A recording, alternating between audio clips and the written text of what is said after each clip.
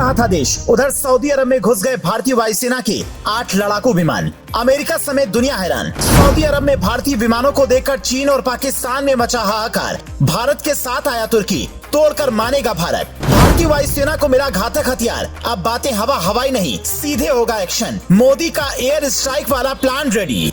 इधर देश के लोग योगी आदित्यनाथ के बुलडोजर वाली कार्रवाई और माफियाओं के एनकाउंटर होने का इंतजार कर रहे थे। उधर तत्काल सऊदी अरब में रातों रात भारत ने खेल कर दिया। खेल भी ऐसा हुआ जिसके बारे में पाकिस्तान ने सपने में भी नहीं सोचा था। जबकि जैसे इसके बारे में चीन को खबर मिली, उसके भी पसीने छूट गए। लेकिन पाकिस्तान सबसे ज्यादा डर गया है और उसे ये लगने लगा है कि कहीं भारतीय सेना के ये विमान उसकी सीमा में घुसकर एयर स्ट्राइक न कर दे। सऊदी अरब ऐसा देश है जो हमेशा से खुले तौर पर पाकिस्तान की पीठ थपथपाता रहा है। पैसे से लेकर कई दूसरी तरह की मदद भी सऊदी अरब लगातार पाकिस्तान को देता आया है। लेकिन इस बार जब भारत के 8 विमान पाकिस्तान के एयरबेस पर उतरे तो दुनिया के होश उड़ गए, क्योंकि इससे पहले कभी भी भारत और सऊदी अरब के बीच तनाव की खबरें सामने नहीं आई थी।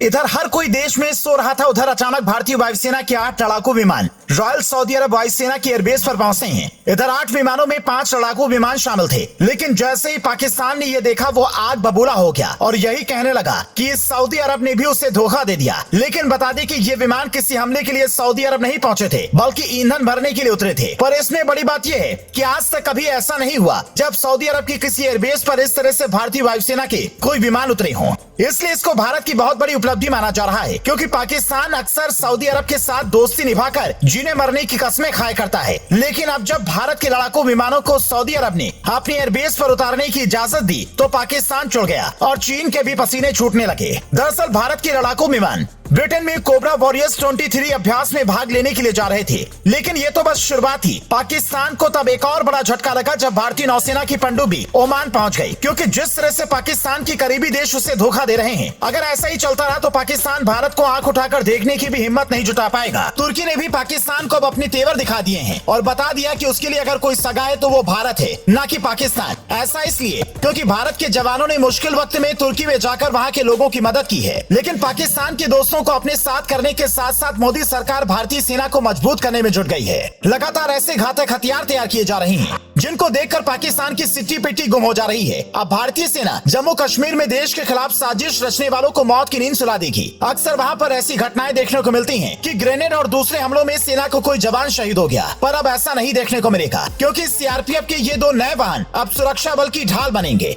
सीआरपीएफ की आर्म्ड इंटरवेंशन व्हीकल को इस तरह से बनाया गया है कि इसका कोई भी बाल बांका नहीं कर पाएगा। असल में ये मुश्किल हालात में जवानों के लिए सुरक्षा कवच का काम करता है। इतना ही नहीं, जेसीबी की तरह देखने वाला ये बक्सरबंद वाहन भी दुश्मन की किसी भी हमले को झेल सकता है। यानी अब किसी भी सूरत में हमारे जवानों को दुश्मन देश नजर उठाकर भी देख नहीं पाएगा।